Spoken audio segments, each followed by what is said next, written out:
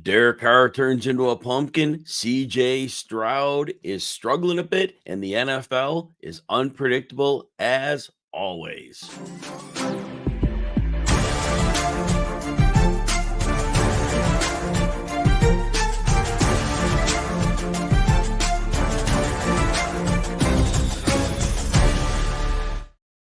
Welcome to the RotoWire Fantasy Football Podcast, sponsored by Locker. Sign up for Locker now with promo code WIRE and receive a $50 deposit match. I'm Jim Coventry. You can find me over at Jim Coventry NFL. Today's show will include the biggest takeaways from the week 3 action. All right, let's start out. Instant reaction number 1.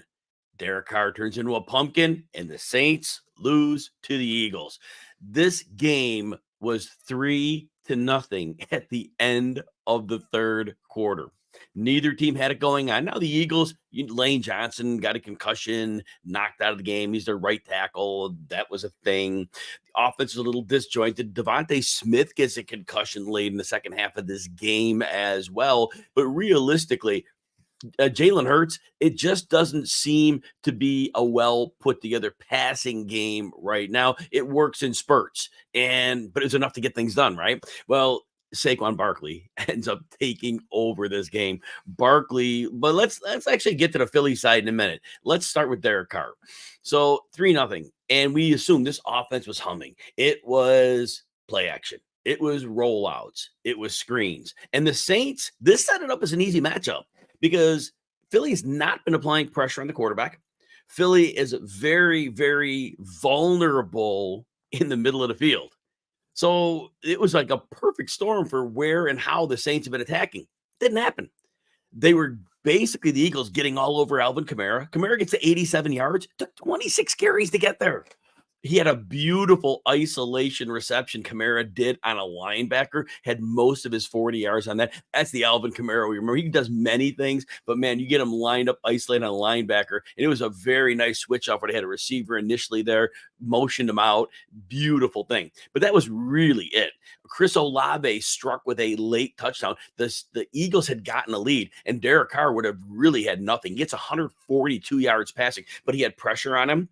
And the Eagles were kind of understanding some of the looks they were looking at. They definitely were putting a roof over the top on Shaheed. Shaheed gets blanked on 4 targets. They knew going in, it looks like the film was out, that this team wants to attack the middle. So the Eagles, Vic Fangio has been around the block more than once. Normally it takes a while for his defense to kind of kick into gear, but he had a good game plan here. And ultimately it's Derek Carr, right? And I told people this in the start sit show. It was interesting because Carr's been playing great and the matchup was great. I go, but he's still Derek Carr. Somebody asked me, Patrick Mahomes or Derek Carr? And I don't even know who outscored who, because the game just ended and Mahomes didn't score a lot of fantasy points. But I'm like, Derek Carr could turn into a pumpkin in a moment's notice. And so just understand that when you're starting Carr, there are going to be ups and downs this year. There are going to be more big games, but there are going to be some lemons. It's Derek Carr's career, right? And that's really what it is. So that's it. Chris Olave gets it done. And Olave hasn't been going off, but you can tell now as the offense is starting to settle in, they're really making him the primary receiver. And I know the targets were close. Olave had 6 and Rashid Shaheed had 4. But Olave is winning on the routes, on the money downs, the third down, the big situations. I notice him going more to Olave now. And Saints defense played well here, which is why the score was so low. They played very well. And so the Saints have yet to have to chase another team. That's holding Olave's numbers down, but Olave's still getting it done 2 out of 3 weeks. So it's really getting it going here. So Olave's going to be great. Shaheed's going to be a weekly boom busting. As the more film that comes out, he's a great player, but he's linked to Derek Carr. And that in the offensive line, they had a couple Cesar Ruiz, I believe, got injured. And I think they had another interior line injury, and that's a real problem for a line that's not good, and they're really counting on scheme to get things done. So again, Saints turn into a pumpkin. Doesn't mean it's every week, but for right now, we kind of understand now there is a floor. It wasn't a magic boat. Nobody thought it was, right? Small sample size sport. You get a couple weeks in, and it's kind of the way it works. Eagles, on the other hand, I mentioned earlier, it was a disjointed passing game, but the Saints failed on numerous occasions to account for Dallas Goedert. And it was weird because Britton Covey started got knocked out of the game. I believe I can't remember if it was a shoulder or concussion for him. Basically, it was Devontae Smith and it was Dallas Goedert. It wasn't a lot to worry about. Obviously, you got to worry about Hurts as a runner, but 2 or 3 games, Hurts has not put up good rushing numbers. Last week, he had a real good game on the ground, but 8 for 25 on the ground. But Hurts got so much yards after the catch from Dallas Goedert. Goedert goes 10 for $170. There was a play that set up the winning score. It was just open down the whole left side. I think it was a 60-yard gain on the play. It just very incredible. They just did not account for Dallas Goedert. It's a mistake, obviously, right? Devontae Smith, he's had almost the same game 3 games in a row. 7 catches in each game. This was 79. I believe he had like a 74 and an 84. He's right around there, right around that same number all the time. Welcome everybody in the house. Glad to see people are here and hanging out. But yeah, so Devontae Smith's strong floor play obviously goes without saying. They just really need to get A.J. Brown back. But Saquon Barkley is holding down the fort. Only 17 carries. But you saw as this game went on, Barkley asserted as well. I don't think he had a single rushing yard in the first quarter of that game. Yet Barkley, as the game, and there's only 17 carries, but you could see him, the purpose, and just continuing to grind. And then the big plays started to come. That offensive line started wearing down the Saints. The Saints are kind of thin on defense. And that's one thing. They used to have a lot of depth on that defense. They have rotational players they move in. Their salary cap woes over the years. It's really gutted their infrastructure. And so the Saints, that's the thing on defense. If they face a team that could just commit to it, you'll eventually get to them. And so that's ultimately what happened. So anyway, Derek Carr turned into a pumpkin. None of us are stunned. But the Eagles, they played a winning football game. They did exactly what it took to win a big road game. It wasn't pretty, but you know what? Style points really don't matter a whole lot in the NFL. All right, instant reaction number 2. What's going on with C.J. Stroud? The Texans got smoked by the Vikings, 34-7. Now, look, I know Brian Flores is a very good coach and his second year, and they brought in some pieces on defense that might have worked better with what he wants to. Van Ginkel is a real nice edge rusher. They were without Ivan Pace, their linebacker, which is a good tackler, not a killer to a defense. But, I thought all that said with the weapons that the Texans had, I thought they would be fine here. But here's what I want you to know. C.J. Stroud has not put up anything close to a monster game yet. In the last 2 weeks, he's averaging a touchdown, and the yards, top of my head, I'm not quite sure what his yards are, but it's like 230 maybe. And I wondered about this in the offseason. When they dumped all 3 of their fullbacks, and I'm not going to get into this long discourse on their fullbacks, but I'm going to talk about this. They were clearly setting up to be a 3-receiver offense, but we've seen in the league, we have seen it. The 2 high safeties are designed to take away the Patrick Mahomes big plays, take away the Joe Burrow big plays. Well, why could they take away the C.J. Stroud big plays? Because if you could take them away from Mahomes, you could take away from Burrow, you probably could take them away from C.J. Stroud. Because as great as Stroud is, he's not Mahomes. Maybe he's Burrow. But that said, it's worked. And this year's NFL defense, they've even gotten more adamant about the 2. They're starting in a 1-high look, and they're spitting the second one backwards. So that said, you see Tank Dell's not doing much. Diggs is doing okay PPR because he's a possession guy. He's just underneath slot guy. Nico Collins still continues to get it done. Collins is fine, 4 for 86, 10 targets though, 10 targets. But Collins is a superstar, and that's a down game for him. He'll have games worse than that, but that's the game where he's getting these chunk plays designed, and he is a star. They just don't come big and fast and strong like that.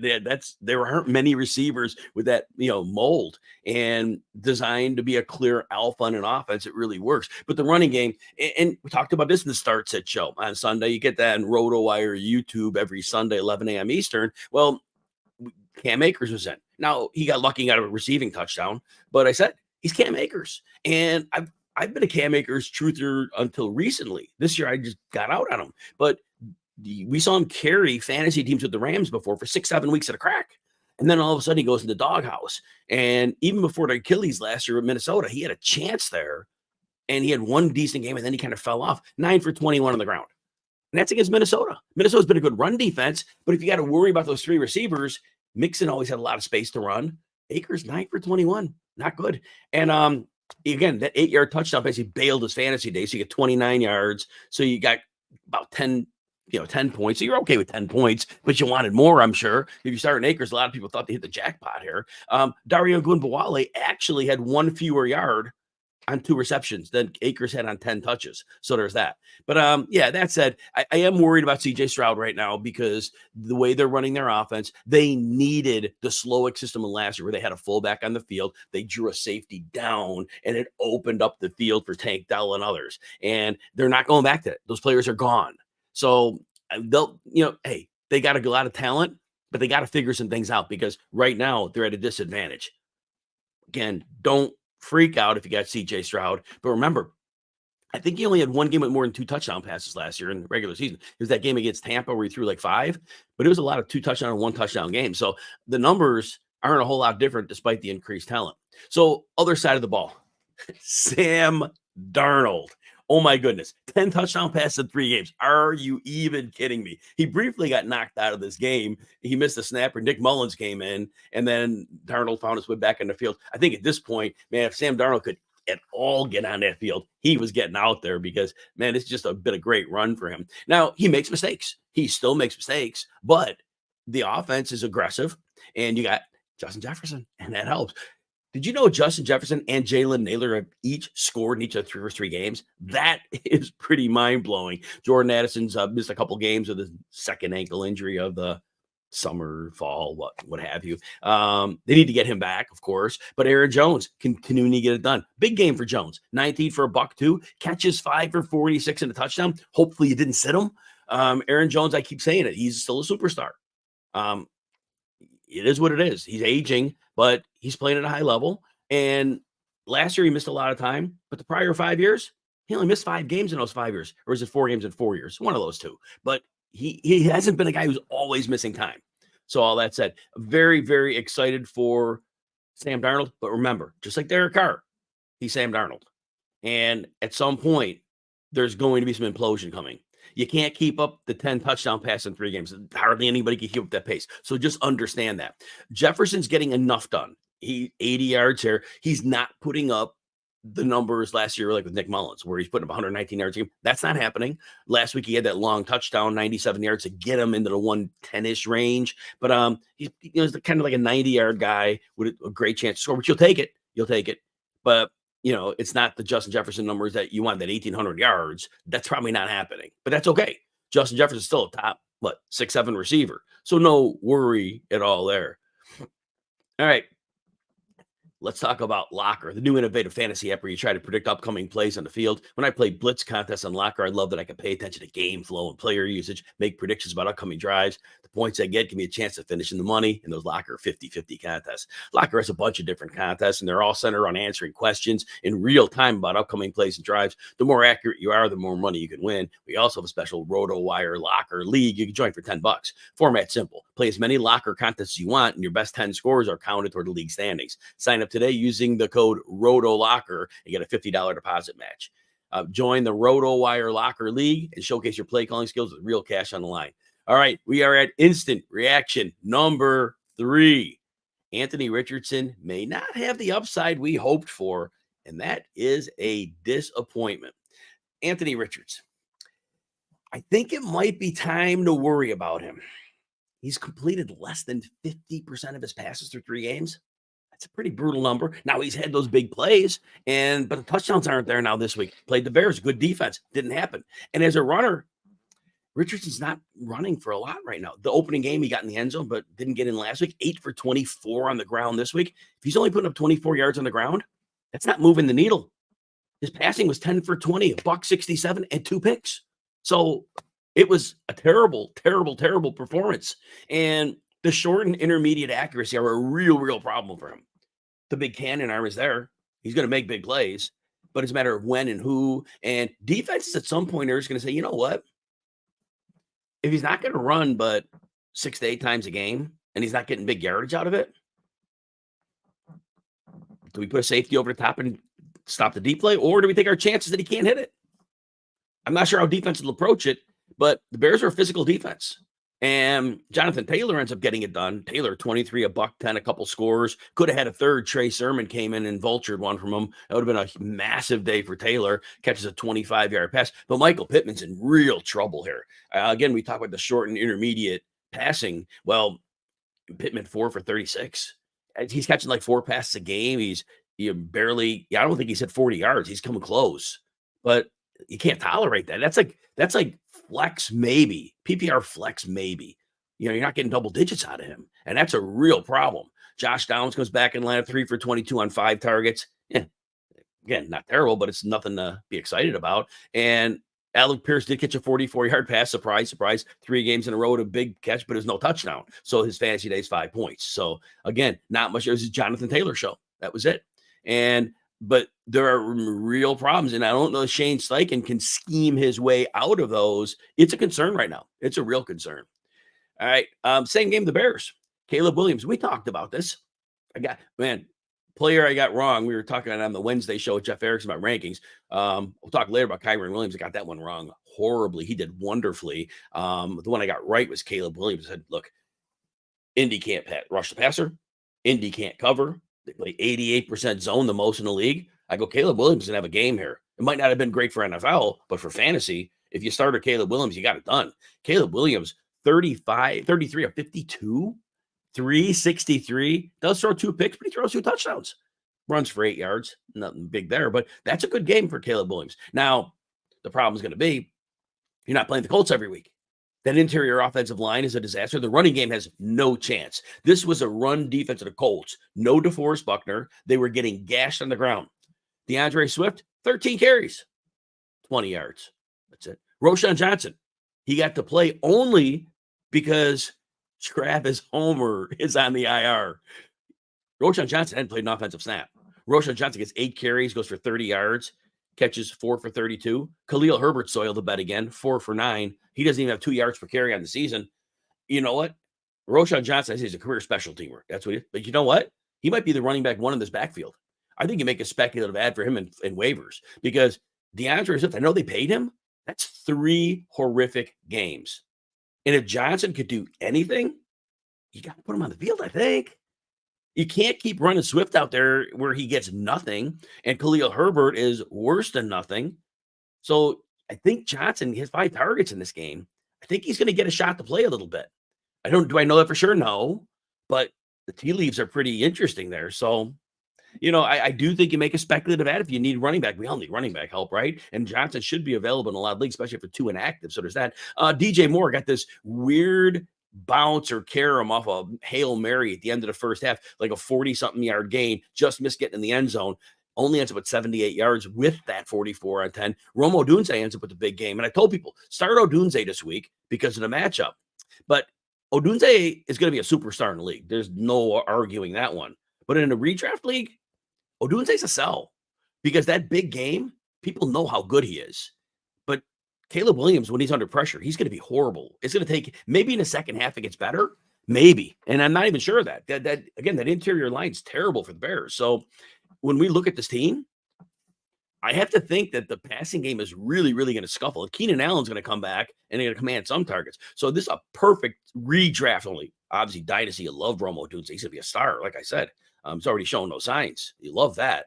But redraft. See what you can get for him if you're rostering him. If you can get somebody looking at a game thinking, oh man, here's the breakout.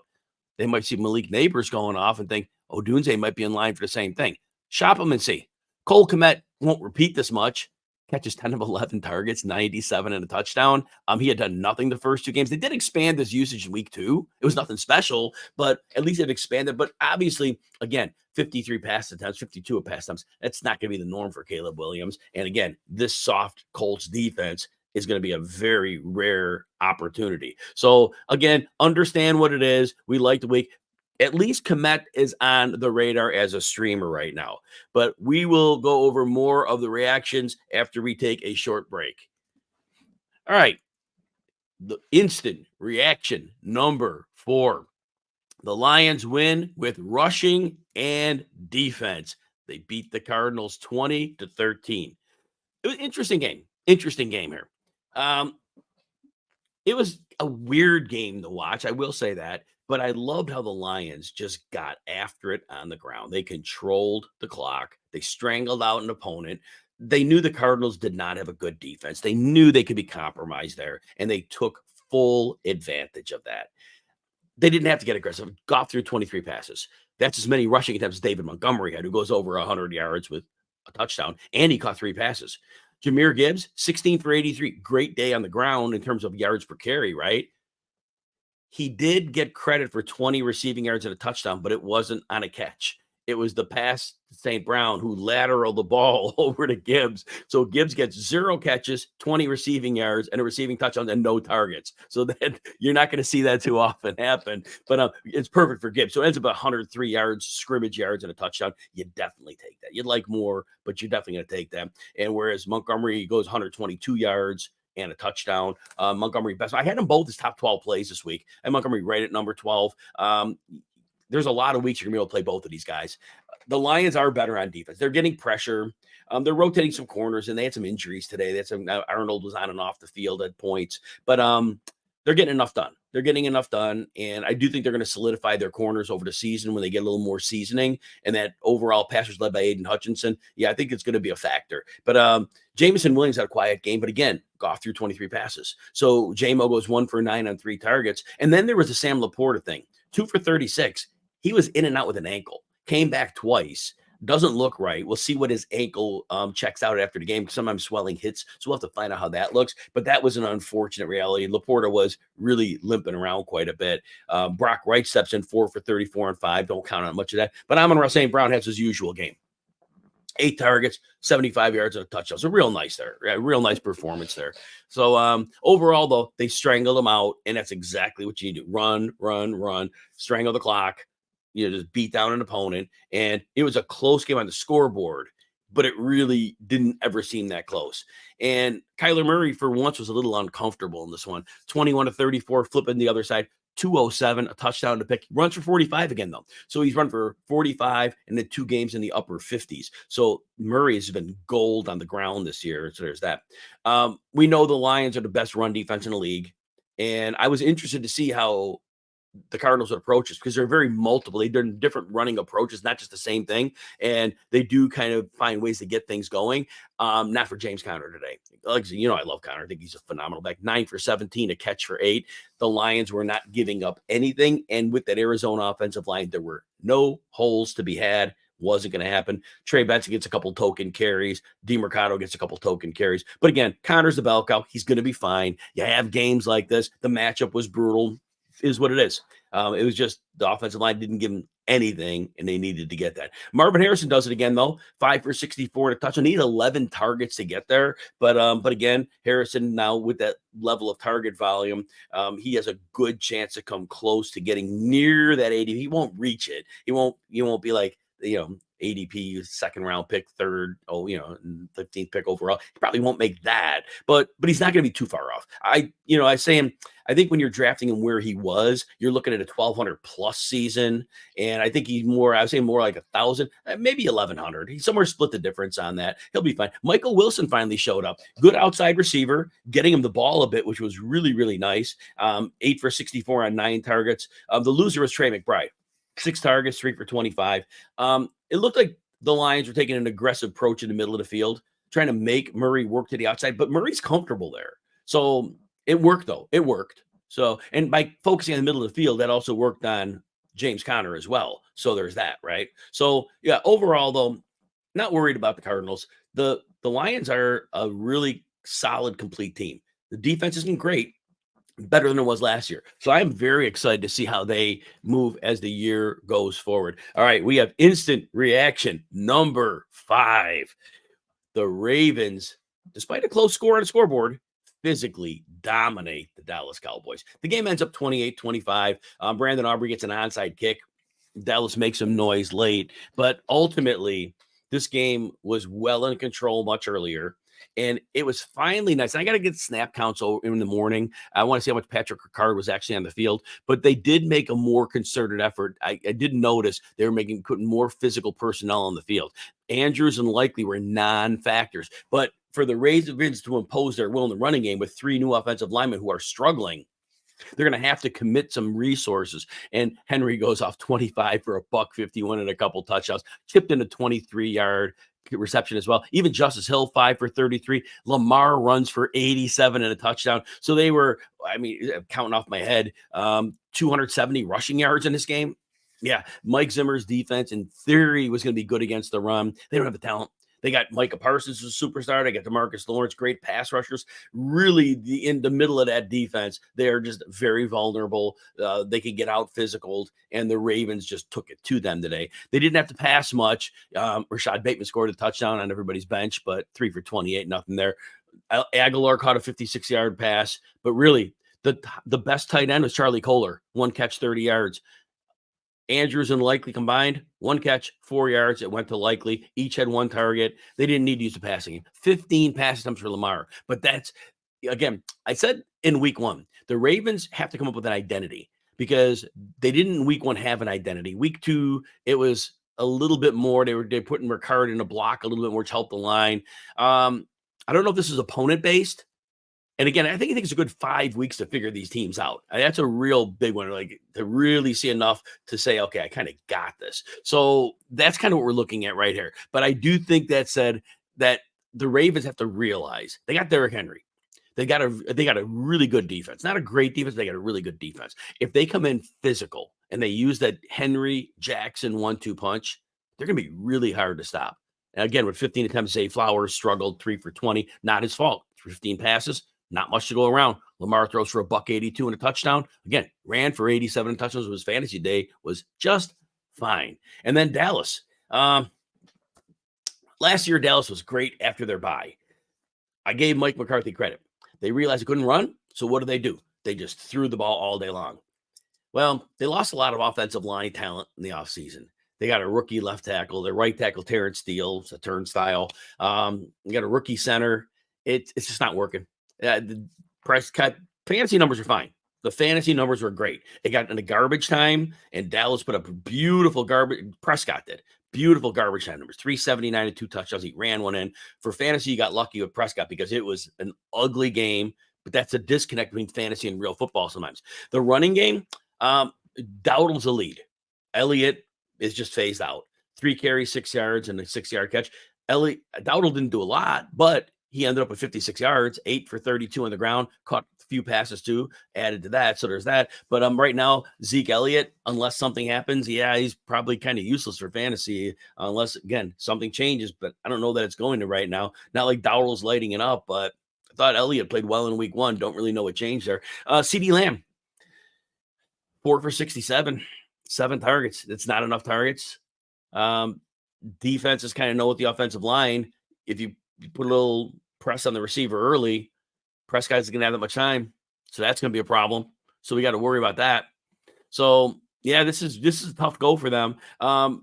Obviously Jake Ferguson was fine. He didn't look like 2 weeks ago like he wasn't when he sprained the knee, but 6 for 95 on 11 targets. So he was the one aside from CeeDee Lamb, but a decent game, the only one who had a good game. Jalen Tolbert, he did hit the end zone again in garbage time. He had very little going until then. Last week, he had the big game, 3 for 42 and a touchdown here. I still think Dallas is going to be a struggle on defense.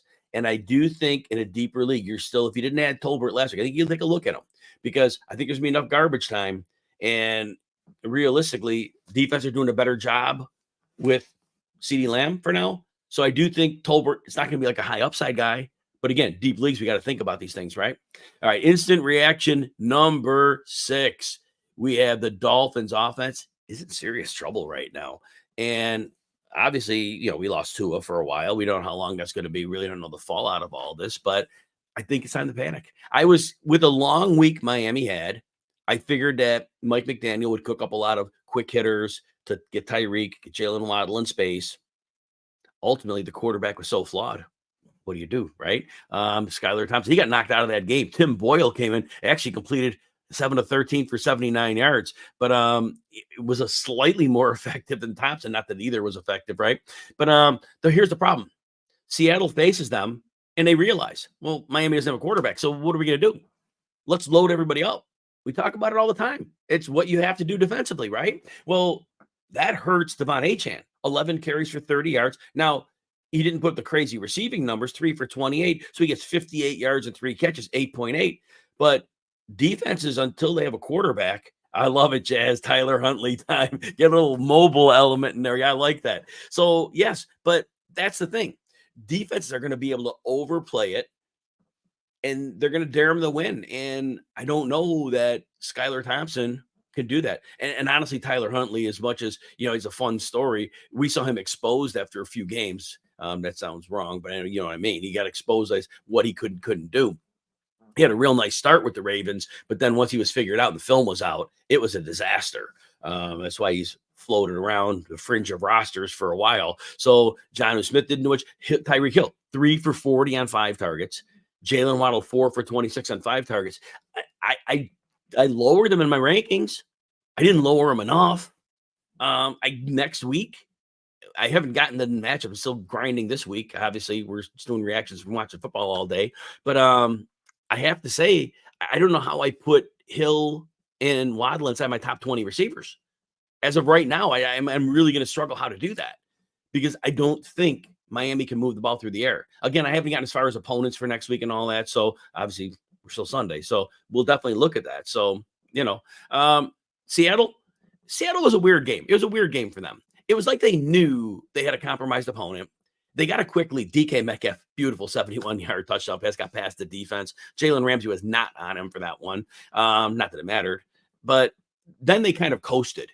And Geno Smith still throws 34 passes, 289, 1 touchdown, 2 picks. But you could tell they kind of just had it. They were in control of this game. And they didn't have that edge, which is fine because they won the game. And then Charbonnet pours it on late. Ends up scoring twice, 91 carries, 91, not carries. I'd be kind of tired at the end of that day. 18 carries, 91 yards, catches 3 for 16. So again, Charbonnet, he's been drawing tougher matchups even last year and this year when Walker's out, but he wore him down, and it was a great thing.